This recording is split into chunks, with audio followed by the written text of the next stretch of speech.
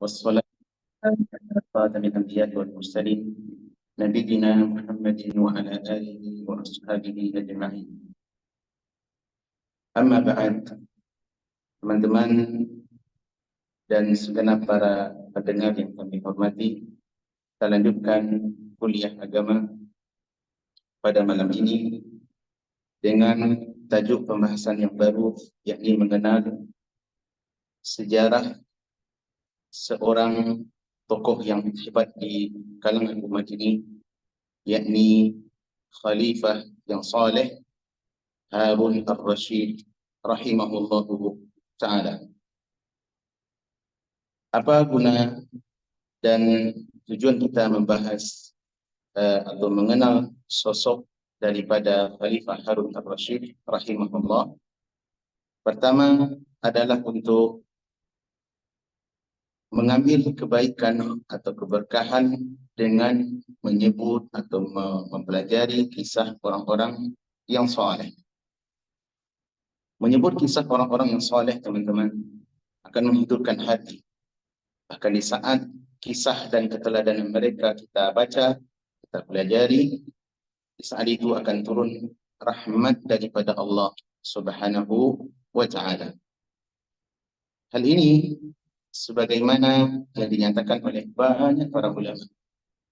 Di antaranya seorang alim daripada ulama zaman dahulu yang bernama Abu Ja'far al-Hamdani atau Abu Ja'far al-Hamadan rahimahullah. Ia pernah dinyatakan oleh ulama yang lain yang bernama Uthman rahimahullah. Ia berkata kepada Abu Ja'far al-Hamadan, "Alastum tarawna anna 'inda dzikri salihin tanzilur rahmah." Wahai Abu Ja'far, kata Uthman rahimahullah, tidakkah kau mengetahui bahwasanya dikala disebutkan kisah keteladanan orang-orang saleh, kisah itu turun rahmat Allah Subhanahu wa ta'ala? Apa jawaban Ja'far? Qala na'am. Ya, saya saya mengetahui hal itu, bahwasanya ketika sirah orang-orang saleh disebutkan di saat itu rahmat Allah akan turun. Maka Abu Uthman menyatakan, fa Rasulullah sallallahu alaihi wasallam sayyidus salihin. Rasulullah adalah orang, yaitu pimpinan seluruh orang-orang saleh. Karena itu mempelajari sirah Nabi, teman-teman, adalah bahagian daripada ibadah, ilmu dan ibadah. Kemudian kebaikan ibadah itu dan rahmat itu akan terus kita dapatkan dengan mempelajari orang-orang yang lebih dekat kesalehannya kepada Nabi sallallahu alaihi wasallam. Al-Imam Sufyan bin Uyainah rahimahullah, sebagaimana disebutkan oleh Al-Imam Abu Nu'aim dalam kitab beliau Al-Hilyah, beliau juga pernah mengatakan, "Inda dzikri salihin tanzilur rahmah." Ketika disebutkan kisah keteladanan orang-orang yang baik, orang-orang yang jujur, orang yang saleh, maka di saat itu rahmat Allah akan turun mendekati mereka. Ini manfaat pertama. Yang kedua, teman-teman, manfaat kedua mempelajari biografi tokoh hebat ini adalah untuk mengenal, mempelajari keteladanan. Mempelajari keteladanan. Kenapa? Karena sepak terjang kehidupan daripada Khalifah Harun ar-Rasyid telah dihabiskan di dalam melakukan ketaatan kepada Allah. Kendati pun dia seorang khalifah, maka kehidupannya adalah kehidupan yang sangat indah dan gemilang. Walaupun tentu kita tidak akan bisa seperti beliau, kan, tetapi minimal kita mencintai keteladanan yang telah beliau ukirkan di dalam sejarah kehidupan manusia.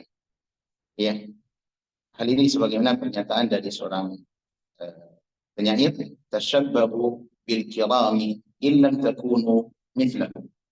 Hendaklah engkau berupaya untuk mencontoh, meneladani orang-orang yang mulia, kendati pun engkau tidak akan bisa seperti mereka.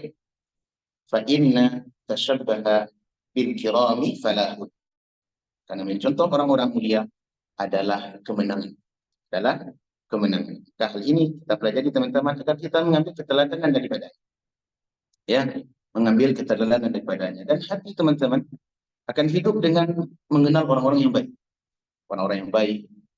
Jangankan keteladanan. Terkadang kalau kisah dan pribadi yang baik kita kenal, kemudian kita menyebut namanya saja sudah memberikan semangat di dalam hati. Oleh karena dahulu Al-Imam Abu Hanifah rahimahullah pernah mengatakan begini, al-hikayatu 'anil ulama'i wa mahasinihim. Mengisahkan cerita tentang para ulama dan kebaikan-kebaikan mereka ahabbu ilayya minal fiqh. Lebih saya cintai daripada mempelajari satu bab fikih. Kenapa? Li'annaha adabul qawmi wa akhlaquh. Karena kisah mereka itu adalah adab dan akhlak yang sudah tertoreh di dalam apa? Di dalam sejarah kehidupan manusia. Muhammad bin Yunus juga pernah mengatakan begini, ma ra'aitu lil qalbi anfa'u min dzikri salihin. Tidak melihat hal yang paling bermanfaat untuk hati melebihi daripada mengingat ya keteladanan, sikap terpuji ya orang-orang yang saleh. Tentunya dalam hal ini teman-teman mengingat orang saleh adalah mempelajari keteladanan. Perlu dipahami, bukan untuk apa? Hulu kepada mereka, tidak. Bukan untuk hulu berlebihan kepada mereka, tidak. Akan tetapi mempelajari keteladanan daripada kehidupan mereka. Baik. Kemudian yang ketiga teman-teman, tujuan kita mengenal tokoh daripada para ulama kita atau orang-orang hebat dari umat ini adalah untuk meluruskan distorsi atau kisah-kisah, cerita-cerita yang salah tentang kepribadian mereka. Karena di sana teman-teman, Islam memiliki tokoh-tokoh hebat, ribuan tokoh hebat yang ada di dalam perjalanan sejarah Islam. Ya. Dan itu tidak kosong dari zaman ke zaman, hatta zaman kita sekarang. Adapun yang sudah tercatat itu ribuan banyaknya. Mungkin di sana ada ribuan puluhan lagi yang belum tercatat. Ya. Namun amat disayangkan musuh-musuh agama tidak pernah senang dengan keberadaan sosok-sosok yang tokoh-tokoh yang hebat itu. Mereka selalu berupaya semaksimal mungkin berjuang siang dan malam untuk menyusutkan cerita-cerita bohong tentang keteladanan atau tokoh-tokoh daripada ulama kita, para pendahulu kita. Salah satunya adalah Khalifah Harun Ar-Rasyid rahimahullah. Sebagaimana yang ma'ruf bukan hanya di Nusantara, bahkan di mana-mana. Kalau sudah ada kita dengar sosok nama Harun Ar-Rasyid, yang teringat bagi kita siapa? Pasti ada temannya. Apa itu? Harun Ar-Rasyid. Ya, dia adalah orang yang dekat dengan Abu Nuwas atau Abu Nawas. Itu satu tuh. Yang kedua, Harun Ar-Rasyid ini yang terbayang bagi kita adalah sosok yang sangat kejam. Kemudian dia selalu berwatak sering dibodohi oleh Abu Nawas. Kemudian di saat yang sama dia juga pemimpin yang suka mabuk, suka perempuan, banyak selir-selir di sekitarnya. Ini yang banyak yang banyak kita dengar dengan sosok Khalifah Harun Ar-Rasyid. Apakah benar demikian? Nah, inilah gunanya tujuan kita untuk mempelajari sirah perjalanan salah satu tokoh hebat daripada ribuan tokoh umat Islam, yakni Khalifah yang saleh Harun Ar-Rasyid rahimahullahu ta'ala. Semoga Allah Subhanahu wa ta'ala mengampuni dosa beliau dan merahmati seluruh para ulama Islam, dan Allah berkenan mudah-mudahan kita bersama mereka kelak di hari kiamat. Baik, sekarang kita mulai dari biografi teman-teman.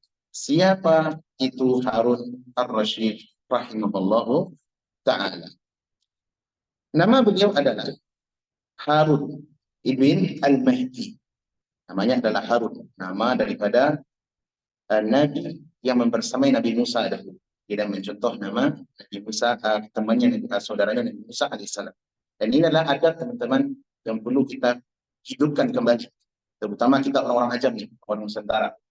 Usahakan kita memberi nama anak, cucu, ya. Bagi bapak yang sudah punya anak, baik cucu. Masih ada peluang. Apa itu? Hidupkan memberi nama-nama yang baik kepada anak. Salah satu cara para ulama memberi nama yang baik kepada anak-anak mereka adalah memberi dengan nama para nabi. Memang dalam hadis Nabi SAW mengatakan nama yang paling dicintai oleh Allah adalah Abdullah wa Abdurrahman. Ahabbul asma'i ila Allah Abdullah wa Abdurrahman. Nama yang paling dicintai oleh Allah adalah Abdullah dan Abdurrahman. Tetapi di sana juga ada nama para nabi. Para nabi, orang saleh, ini beri nama tidak apa-apa, bahkan itu dianjurkan. Ketimbang kita memberi nama anak-anak kita dengan nama orang-orang yang non-muslim. Namanya mudah-mudahan tidak ada kesamaran dan tidak ada kesamaan ya, dan tidak ada makna untuk menghina, tapi ini adalah dalam bentuk edukasi. Dan namanya Alex, ya, Thomas, apa gitu. Sebaiknya adalah nama-nama para nabi. Dan ini pesan dari nama Harun ar-Rasyid rahimahullah. Nama beliau adalah Harun ar-Rasyid atau Harun ibn al-Mahdi. Nama ayahnya adalah al-Mahdi. Khalifah sebelumnya. Khalifah sebelumnya. Ibn Muhammad bin Mansur al-Hashimi al-Abbasi. Kalau dari namanya teman-teman kita sudah tahu bahwasanya beliau bahagian daripada Ahlul Bait, keturunan dari keluarga Nabi sallallahu alaihi wasallam. Kenapa ada namanya Al-Hashimi? Al-Hashimi ini Abdul Hashim, ya. Apa namanya? Kemudian Al-Abbasi yang nisbah kepada Al-Abbas, paman Nabi sallallahu alaihi wasallam. Akan tetapi meskipun beliau adalah Ahlul Bait, keluarga Nabi, namun beliau tidak menyombongkan diri, tidak menampakkan saya ini orang yang memiliki keturunan apa? Darah daripada keluarga Nabi, tidak. Tidak sebagian orang. Justru mereka apa? Bangga dengan keturunan Nabi. Padahal mereka justru melangkai akhlak yang telah diajarkan oleh nenek moyang mereka itu Nabi Muhammad sallallahu alaihi wasallam. Dan yang lebih parahnya teman-teman, mereka justru memberikan klaim semata. Saya ini keturunan Nabi, ada darah Nabi mengalir daripada saya. Jika dites DNA-nya, justru ujungnya kemana? Ke India, ke Persia, kemana? Ini adalah kekeliruan. Harun ar-Rasyid rahimahullah, salah satu keluarga Ahlul Bait, keluarga Nabi. Namun beliau adalah sosok yang tawadhu, di dalam kehidupannya tercermin akhlak, akidah, cara beribadah, kemudian keteladanan yang telah ditorehkan oleh kakek beliau dahulu, Nabi Muhammad sallallahu alaihi wasallam. Baik. Adapun kunyah beliau adalah Abu Ja'far. Kunyah beliau adalah Abu Ja'far. Beliau dilahirkan teman-teman pada tahun 48 Hijriah di kota Rai, daerah Khurasan yang sekarang mungkin wilayah Iran. Sekarang wilayah Iran. Dahulu teman-teman itu adalah negara Islam setelah Persia diruntuhkan, ya, kemudian menjadi negara kota ilmu, kota para ulama, ini negara Iran. Dan sekarang kembali kepada dikuasai oleh orang-orang Rafidhah. Baik. Mengenai Harun ar-Rasyid rahimahullah, beliau dengan ar-Rasyid, yakni menunjukkan beliau adalah khalifah yang cerdas. Sebagaimana pendahulu khulafa'u ar-Rasyidin, Bakar, Umar, Uthman dan Ali, mereka disebut dengan khulafa'u ar-Rasyidin, para khulafah yang terpimpin yang berjalan di atas manhaj nubuwah. Al-Imam Syamsuddin Al-Zahabi dalam kitab beliau yang tebal itu luar biasa, yang menghimpun tentang biografi para ulama, Siyar Lami An-Nubala, artinya sejarah para ulama-ulama cerdas dari umat ini. Itu ribuan daripada ulama-ulama, tokoh-tokoh hebat di masa dahulu dibukukan oleh Imam Az-Zahabi. Salah satunya adalah Harun ar-Rasyid. Apa kata Imam Az-Zahabi? Perhatikan teman-teman. Imam Syamsuddin Az-Zahabi rahimahullah dalam kitab beliau Siap, ketika beliau menyebutkan mengawali mukadimah beliau tentang biografi sosok Khalifah Harun ar-Rasyid, beliau mengatakan kana min anbalil khulafa. Harun ar-Rasyid adalah termasuk khalifah yang paling cerdas. Khalifah yang paling cerdas. Wa asyamil muluk, dan raja yang terhormat. Raja, muasa, khalifah yang memiliki izzah. Nanti akan kita lihat bagaimana kisah penghargaan musuh terhadap sosok Harun ar-Rasyid rahimahullah.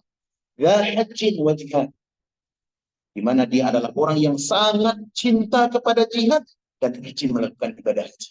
Allahu Akbar. Ini komentar siapa, Pak? Bukan komentar orang awam, bukan hikayat cerita dari lisan ke lisan, tidak. Tapi saksi sejarah yang ditorehkan oleh seorang ulama tarikh umat ini. Salah satunya dari Imam Az-Zahabi rahimahullah. Hajjin wa jihad. Khalifah yang sangat mencintai haji, suka melakukan ibadah haji dan rajin berjihad. Jihad bukan apa? Jihad tidak. Ya, karena di masa itu, masa ekspansif perluasan Islam sangat luas, sangat masih berjalan. Wa ghazwin, dan suka melakukan apa? Hadir di apa? Di medan-medan pertempuran. Wa syaja'in wa ra'yin, dan beliau adalah orang yang syaja'ah, Syaja'ah itu artinya khalifah yang pemalu, khalifah yang sangat pemberani, bukan khalifah yang pengecut dan pemalu, tidak. Tapi khalifah yang sangat pemberani, syaja'ah, dan dia memiliki ide-ide yang sangat brilian. Ide-ide yang sangat brilian. Inilah contoh apa? Biografi Imam Khalifah Harun ar-Rasyid yang disebutkan oleh Imam Adz-Dzahabi rahimahullah. Baik. Sekarang teman-teman, adapun ciri fisik beliau memiliki kulit yang putih, tinggi, berwajah tampan. Bahkan dikatakan di antara deretan daripada khalifah para khulafa dari Bani Abbasiyah, yang paling tampan itu adalah Harun ar-Rasyid rahimahullahu taala. Baik. Dan beliau juga orang yang memiliki badan yang kekar, fasih dalam berbicara, memiliki ilmu dan cerdas dalam urusan pemerintahan. Beliau juga memiliki keahlian di dalam ilmu sastra dan fikih. Jadi komplit sudah. Pandai dalam agama, juga ahli dalam ilmu ketatanegaraan. Dan ini sulit teman-teman yang komplit seperti ini, pemimpin ditemukan di hari ini. Kadang-kadang ada pemimpin yang ahli dalam strategi kenegaraan, hubungan bilateral, diplomasi, ini dan itu, cerdas, pintar, luar biasa. Tapi sayang agamanya kurang. Adapun Harun ar-Rasyid tidak mengumpulkan kedua-duanya. Baik. Kemudian beliau didaulat menjadi khalifah pada usia 25 tahun. Itu usia sangat remaja, usia sangat muda. Usia 25 tahun, siapa di antara kita yang hadir sekarang usianya 25 tahun? Anak-anak. Kayaknya kepala 3 ke atas ya Pak ya. Kepala 3 ke atas ya. Saya pun juga kepala 3. Ya. Ala kulli hal, walaupun tidak bisa kita seperti beliau, minimal kita mencintai beliau, kemudian apa? Mengambil keteladanan dari kehidupan beliau. Ya. Pada tahun 170 Hijriah sampai 194 Hijriah. Jadi lebih kurang beliau memimpin itu 24 tahun ya. Lebih kurang 24 tahun beliau memimpin, menjabat sebagai khalifah pengganti ayahnya Al-Mahdi. Baik. Sekarang teman-teman, kita akan melihat bagaimana kepribadian Al-Imam atau Khalifah Harun ar-Rasyid dari sisi keteladanan dan kesalehan beliau. Karena kita sudah mengawali tajuk kita yaitu mengenal Khalifah yang saleh. Bagaimana sosok kesalehan Harun ar-Rasyid yang perlu kita tiru?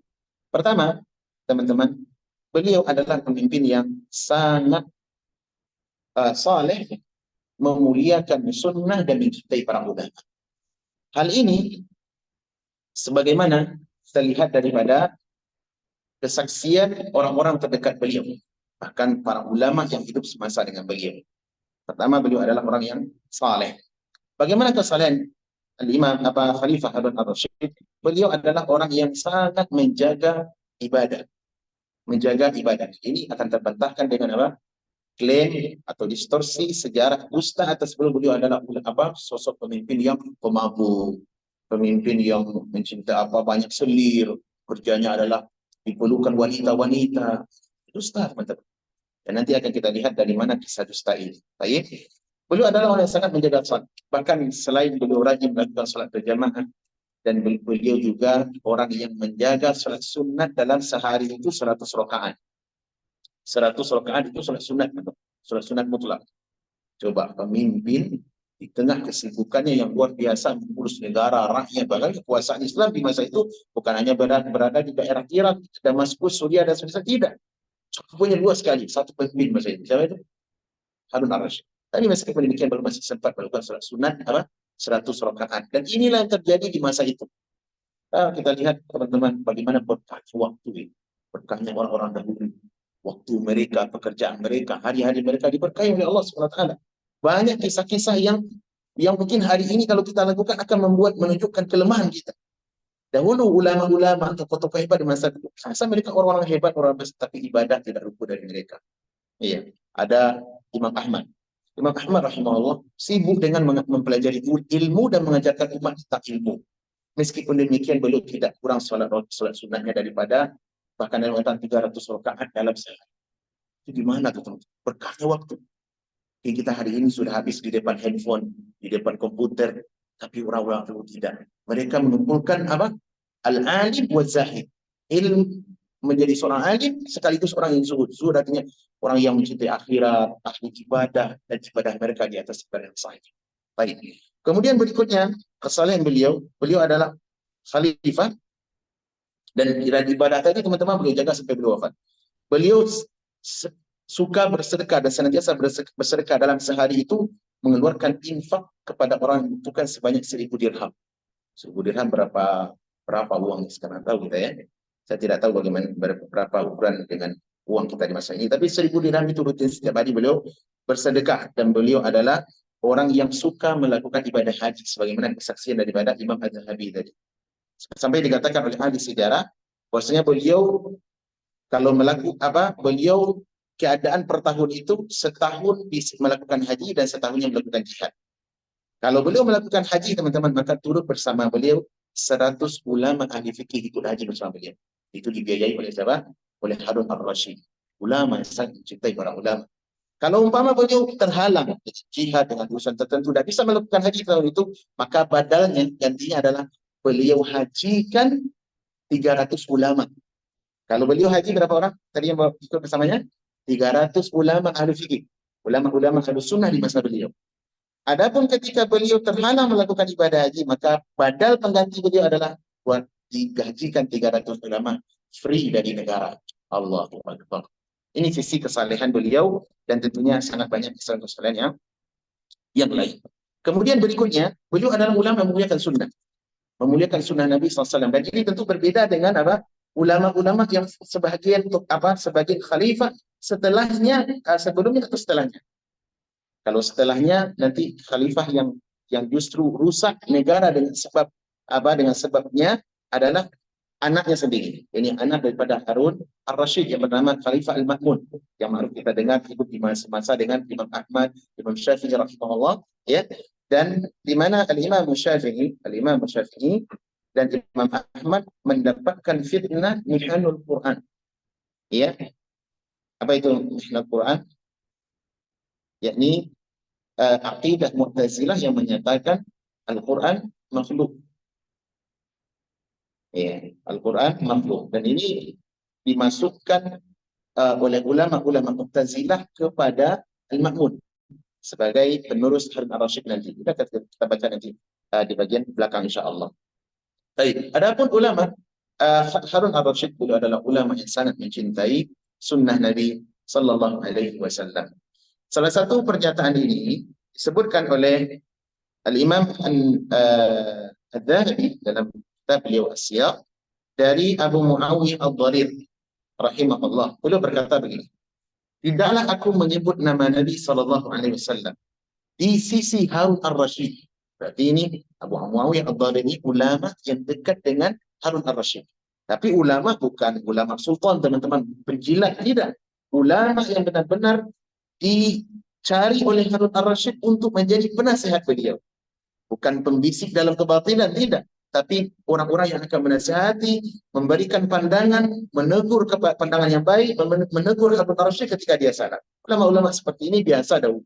Beda dengan mungkin zaman belakangan, terkadang ulama itu dekat kepada khalifah, kepada pemimpin, kepada emir, kepada sultan, ada maunya. Apa itu? Dunia.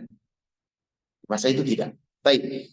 Nah, apa kata beliau? Tidaklah aku menyebut nama Nabi SAW di sisi Harun Ar-Rasyid kecuali beliau berkata, Sallallahu ala Sayyidi. Semoga Allah memberikan salawat kepada penghulu, ini kepada Nabi Sallallahu Alaihi Wasallam. Menunjukkan beliau adalah orang yang sangat mencintai Nabi, sehingga ketika Nabi disebut selalu beliau bersalawat.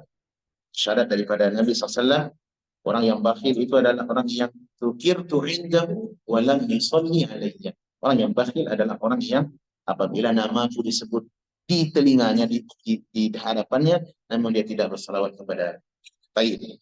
Kemudian kata Abu Muawiyah Ad-Dharir, kemudian aku meriwayatkan satu hadis. Di sini terdapat dalam Sahih Bukhari, bahwasanya Nabi SAW pernah bersabda, "Wadidtu anni uqatilu fi sabilillah." Aku sangat berangan-angan untuk bisa berperang di jalan Allah. Fa'uqtalu thumma uhya, thumma uqtal, thumma uhya. Kemudian aku berperang di jalan Allah dan aku terbunuh. Kemudian Allah hidupkan lagi. Kemudian aku berperang lagi dan terbunuh. Demikian seterusnya. Menunjukkan apa? Begitu cintanya Nabi SAW kepada jihad. Beliau sangat mencintai kematian sebagaimana orang kafir mencintai kehidupan. Nah, ketika Muawiyah Ad-Dharir, Abu Muawiyah Ad-Dharir menyebutkan hadis ini, maka Harun Ar-Rasyid menangis terisak-isak sampai majelis usai dan beliau masih menangis. Kenapa? Begitu cintanya beliau kepada Nabi SAW dan begitu indahnya pesan Nabi itu masuk ke dalam relung hati beliau. Ya, ini kesaksian pertama. Kemudian juga disebutkan bahwasanya ada seorang ulama yang lain yang bernama Ibnu Salman rahimahullah.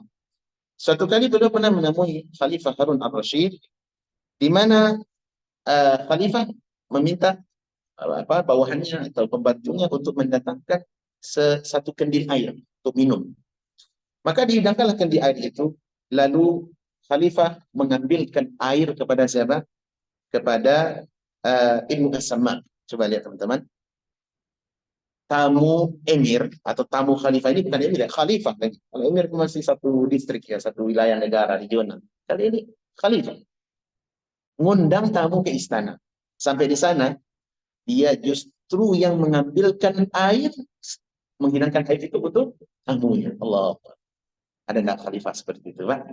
Ada nggak presiden yang kira-kira dia langsung, ini ambil sendiri air sedangkan di tangan sudah siap ambil sendiri. Tidak, dia langsung. Kemudian tiba-tiba dia berkata kepada Ibnu Salman, wahai alim, nasihatila aku, ausili. Beri aku nasihat. Ini menunjukkan salehnya Harun al-Rashid. Ketika ulama yang hadir, maka diambil momen dan kesempatan itu untuk apa? Bukan hanya bertukar pikiran, tapi ambil nasihat daripada. Apa nasihatnya? Maka Ibnu Salman berkata, ya Amirul Mukminin, wahai pemimpin orang-orang beriman, lau munita hadhihi syurbah. Coba lihat teman-teman. Sedangkan air, ketika Ibnu Samad mengambil air itu dan mereka juga sama-sama minum, maka Harun al-Rashid sebelum minum air, dia minta nasihat dulu kepada Ibnu Samad. Apa katanya? Wahai manusia, bagaimana pendapatmu kalau sekiranya engkau terhalang daripada minum air ini? Ikam kunta tashtariha. Berapa? Nilai berapa yang bisa kau bayar? Yang pertama, kita terhalang minum air dalam keadaan sakit. Tidak bisa minum air, ya kan? Mungkin bisa jadi air itu tidak ada. Sedangkan kita punya segala-galanya. Harta kita punya, uang kita punya, emas kita punya, perbankan bumi kita punya. Tapi air nggak ada, Pak. Ini, satu gelas ini. Nggak punya ini. Sekiranya itu terhalang daripada berapa kira-kira air yang satu gelas air yang kau akan bayar? Apa katanya? Ini mulki. Akan bayar dengan separuh kerajaan ini. Separuh kekuasaan. Ini mahal air ini. Mahal, Pak. Mahal sekali ketika dia dalam keadaan sulit untuk didapatkan. Kemudian apa kata beliau? Qala isyrah karena Allah, wahai Amirul Mukminin, kalau begitu minumlah air. Maksudnya saya satu mengingatkan apa? Betapa besarnya nikmat Allah berupa air. Ya kan? Minumlah, semoga Allah memuliakan. Falamma syaribaha, ketika Amirul Mukminin Harun al-Rashid rahimahullah meminumnya, maka Abu Samad lalu memberi nasihat lagi. Apa katanya? As'aluka billah. Wahai pemimpin, wahai Amirul Mukminin, saya bertanya kepada engkau dengan nama Allah. Lau munita khurujaha min badani, andaikan air yang telah engkau telan itu tertahan, tidak bisa keluar dari badannya. Ini mohon maaf, semoga Allah muliakan kita semua, tidak bisa kencing, tidak bisa buang nggak bisa ke buang air kecil. Bimada kunta tashtariha, bimada kunta tashtari urujaha.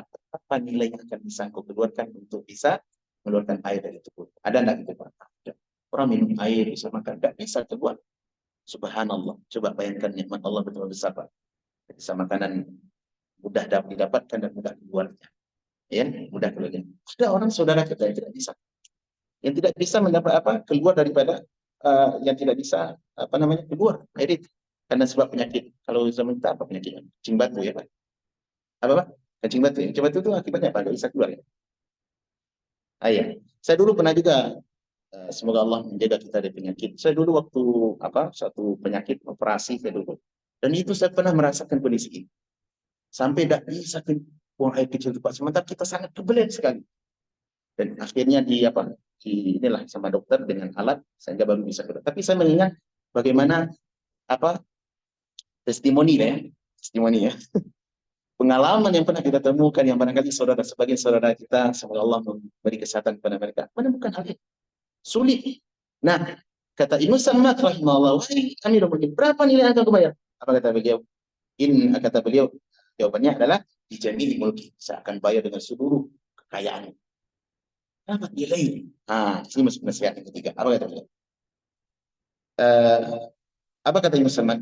Inna mulkan inna mulkan qimatuhu syurbatu man. Ya, jadi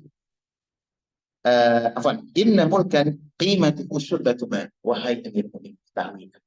Ini pesan nih, mulai pesan. Nasihat yang ini sampai. Ketahuilah bahwasanya nilai kekuasaan harta dunia yang engkau miliki begitu luas, begitu banyaknya, tidak lebih bernilai daripada seteguk air. Kemudian apa kata beliau? La jadirun an la yunafasa fihi.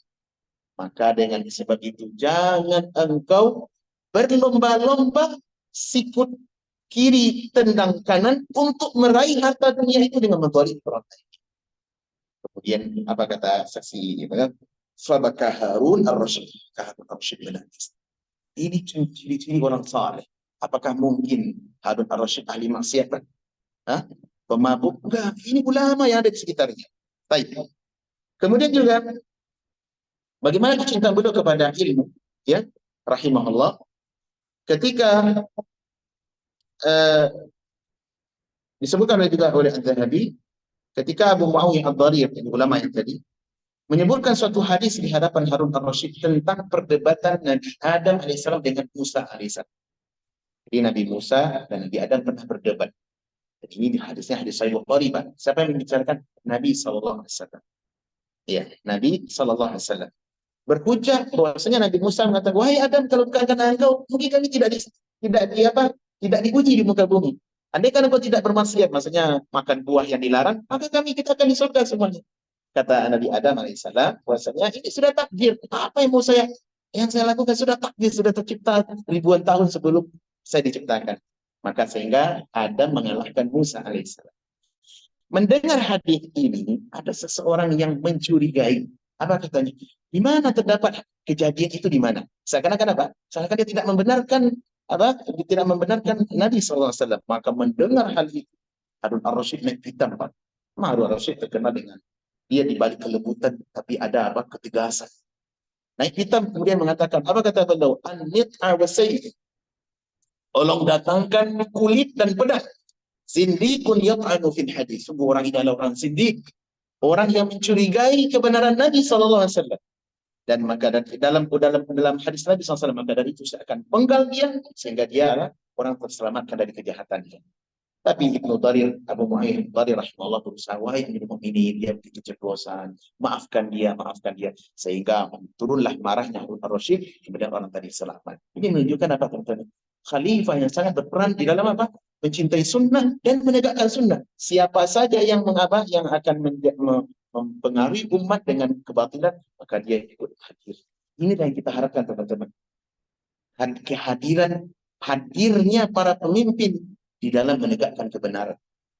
Namun hari ini kan susah kita dapatkan. Pemimpin hanya tahu urusan apa? Negara. Adapun urusan agama mereka tidak ngerti.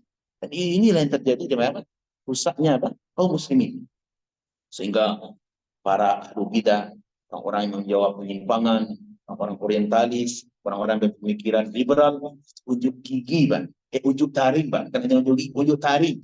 Menampakkan taringnya. Adapun pemerintahnya, Bang, terkadang kurang ambil pusing. Nah, inilah sosok keteladanan Harun ar-Rasyid rahimahullahu ta'ala. Baik, sekarang kita lihat bagaimana kekuasaan Harun ar-Rasyid dengan wibawanya. Pertama, teman-teman, Harun ar-Rasyid adalah pemimpin yang disegani. Bahwa kekuasaan Islam, luasnya kekuasaan Islam di hari itu mulai dari Irak, Baghdad, Hijaz, membentang luas sampai ke daratan Eropa. Itu wilayah kekuasaan Islam. Bahkan India dahulu di bawah kekuasaan Di bawah kekuasaan Islam di masa itu. Ada satu kisah, teman-teman, bagaimana tentang kisahnya kekuatan kemuliaan Harun ar-Rasyid disebutkan oleh Al-Imam Ibnu Jarir At-Tabari dalam tarikh beliau, tarikh al-Islam, ya, tarikh beliau At-Tabari. Kemudian juga dalam kitab tarikh Islam kemudian yang lainnya, bahwasanya pada tahun 187 Hijriah, Harun ar-Rasyid menerima surat daripada Kaisar Romawi yang bernama bahasa kitanya, kalau bahasa Arabnya adalah Nekfur namanya. Mungkin bahasa Ajam jadi berbeda-beda, ada Nekoforos misalnya. Raja Romawi ini ketika dia naik setelah sebelumnya adalah ratu yang memimpin. ya, maka dia mengirim surat kepada Harun ar-Rasyid. Apa isi suratnya, Pak? Isi suratnya adalah agar Harun ar-Rasyid ya mengembalikan upeti atau pajak yang dibayar oleh ratu sebelumnya selama dia memimpin kepada Harun ar-Rasyid. Kenapa? Karena di masa itu kan wilayah Romawi di bawah kekuasaan Islam. Walaupun mereka tidak dipaksa masuk Islam, namun mereka bayar upeti sebagai jaminan keselamatan atas mereka. Sementara mereka dalam keadaan dalam keadaan rendah. Dan ini isyarat dalam Al-Quran ya eh, eh, jizyah, membayar jizyah waktu sagirun, dan mereka dalam keadaan dihina. Dan ini berlaku di wilayah Islam di masa itu. Ketika Harun ar-Rasyid menerima surat, apa jawaban beliau, Pak? Baca surat itu, kemudian belum membalas surat. Apa isinya? Sebagai dengar. Ini menunjukkan izah seorang pemimpin Islam. Kata beliau dalam surat itu, ya,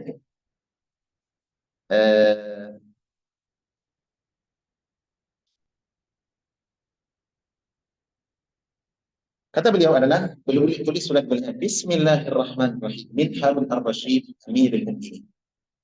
Dengan nama Allah, surat ini dibalas oleh Harun ar-Rasyid, pemimpin orang-orang beriman. Ila Nakfur, yang ditujukan kepada Nakfur, maksudnya pemimpin baru Romawi tadi, Kalbir Rum, artinya orang Romawi. Coba, Pak. Ini kasar, teman. Kasar. Tapi di medan persengitan ini wajar. Hal yang ma'ruf. Kenapa? Isi suratnya adalah mengancam. Karena Nakfur, isi suratnya itu adalah kembalikan semuanya harta yang sudah dibayarkan oleh ratu yang bodoh tadi. Jadi mencaci ratunya. Kalau tidak, fasaifu baini wa bainakum. Kalau tidak, pedang yang akan menyelesaikan urusan ini antara saya dan kalian. Ini kan ngancam kita. Maka Harun ar-Rasyid rahimahullah membalas dengan itu. Surat ini dari Harun ar-Rasyid, pemimpin orang beriman, yang ditujukan kepada Nakfur, kencingnya orang Romawi. Coba, Pak. Tapi ini di medan apa? Di medan apa? Pergulatan, di medan persengitan, medan pertempuran.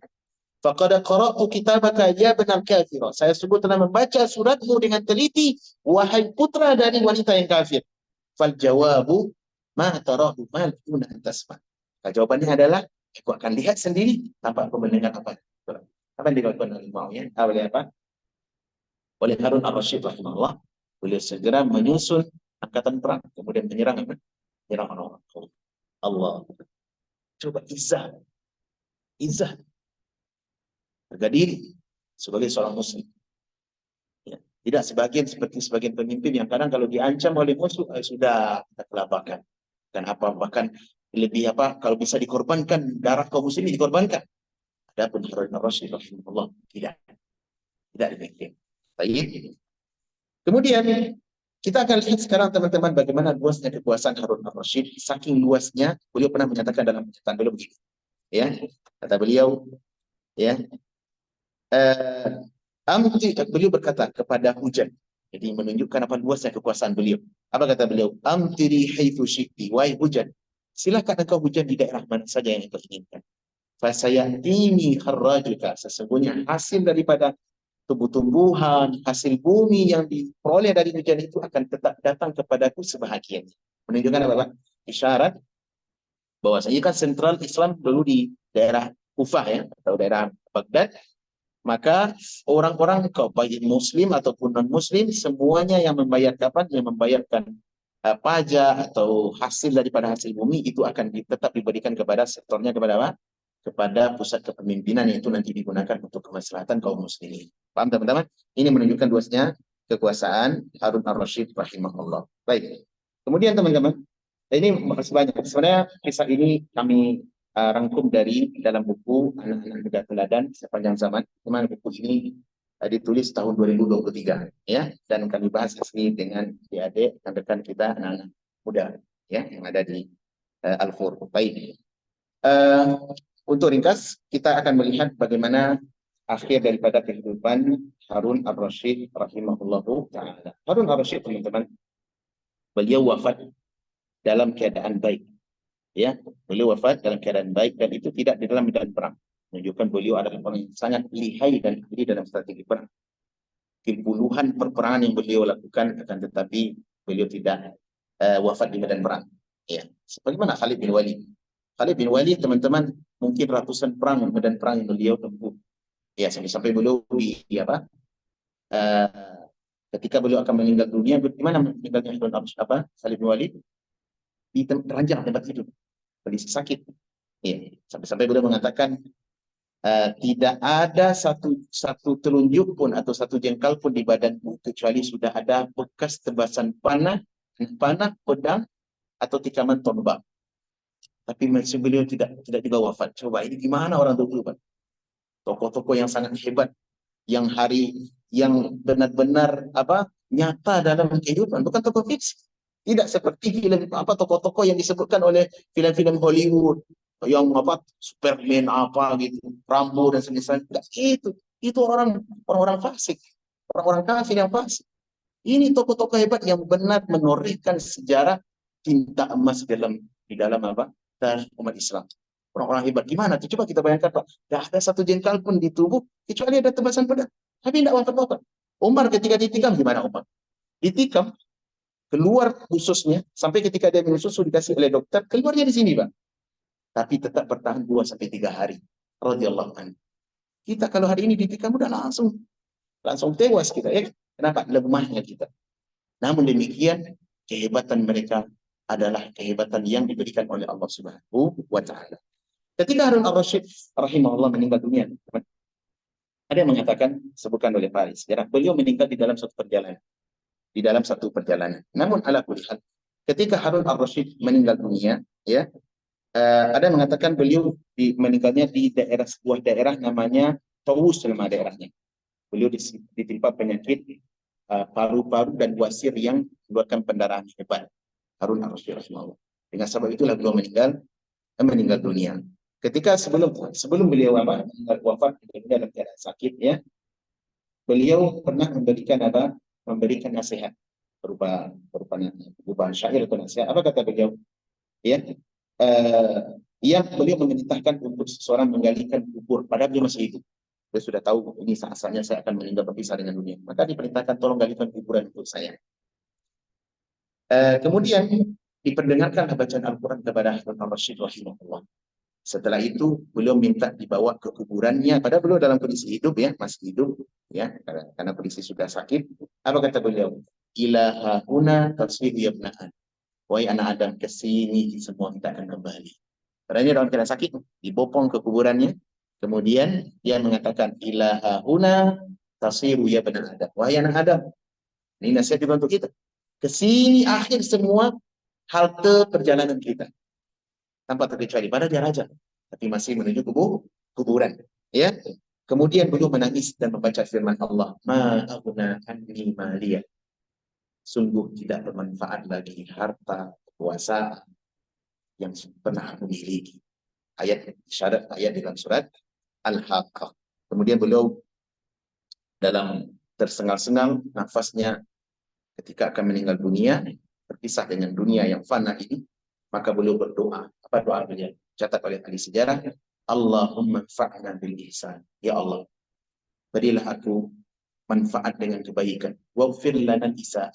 Ampuni seluruh kesalahan, kekurangan, kealapaanku sebagai manusia. Ya man la yamut. Wahai zat yang tidak pernah wafat. Irham man yamut.